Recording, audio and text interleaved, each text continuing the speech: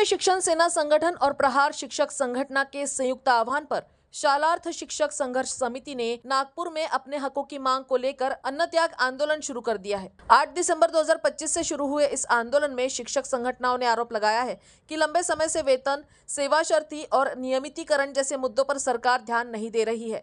आंदोलनकारी शिक्षकों का कहना है कि जब तक उनकी मांगों पर ठोस निर्णय नहीं लिया जाता तब तक ये अन्न त्याग आंदोलन जारी रहेगा। बघा, आंदोलनात जोपर्यंत आमचा पगार होणार नाही तोपर्यंत आम्ही आंदोलन करतच राहणार। बघा, मागील 10 महिन्यापासून आमचे पगार रखडलेले आहे। शालार्थ प्रकरण हे पूर्ण आता वर्ष होत आलं, आता गाजत आहे।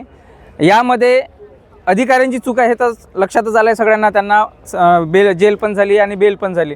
परंतु शिक्षकावरच का हा अन्याय होतोय? कारण की शिक्षकांनी तर कोणते कागद तयार नाही केले आणि असे असून सुद्धा चंद्रपूर जिल्ह्यामध्ये, भंडारा जिल्हा, जळगावमध्ये त्यांचे वेतन झालेले आहे जे शालार्थ प्रकरणात होते शिक्षक। फक्त मग हा दुजाभाव आमच्यासोबतच का?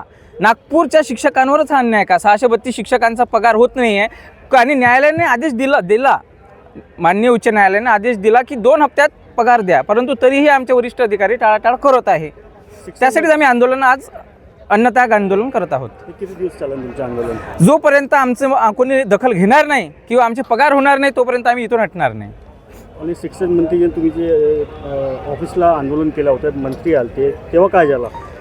सगळे मंत्री फक्त आश्वासन देत आहे। आम्ही मुंबईपर्यंत गेलो, शिक्षण मंत्र्याशी भेटलो, त्यांनी फक्त पाहू असा शब्द दिला, परंतु सगळे टाळाटाळ करत आहे। कोणीच आमची दखल घेत नाही। कारण काय आहे? पेमेंट म्हणजे नाही करत का? म्हणजे काय म्हणतात? कारणच तर आम्हाला तेच कारणच पाहिजे यांच्याकडून। म्हणून तर आम्ही आज इथं बसलो आहे की तुम्ही उच्च न्यायालयाचे पण वर झाले का? त्यांनी जर म्हटलं की तुम्ही पेमेंट करा, पण का नाही करत आहे? आणि सेम मॅटरमध्ये जर दुसऱ्या जिल्ह्याचे होऊ शकतात, मग आमच्यावरच हा अन्याय का? यासाठी हे विचारण्यासाठीच आम्ही इथे आज जमलेलो आहोत। कुठनं लिगल नोटीस दिल्यावर पण का बरं नाही देत आहे असं विचारलं नाही तुम्ही? आम्ही आमच्या ज्या मॅडम आहेत, सावरकर मॅडम, त्यांना विचारणा केली असता त्यांनी एकच म्हटलं की मला वरिष्ठाकडून किंवा शासनाकडून काहीतरी पत्र पाहिजे, मार्गदर्शन पाहिजे की पगार टाका म्हणून।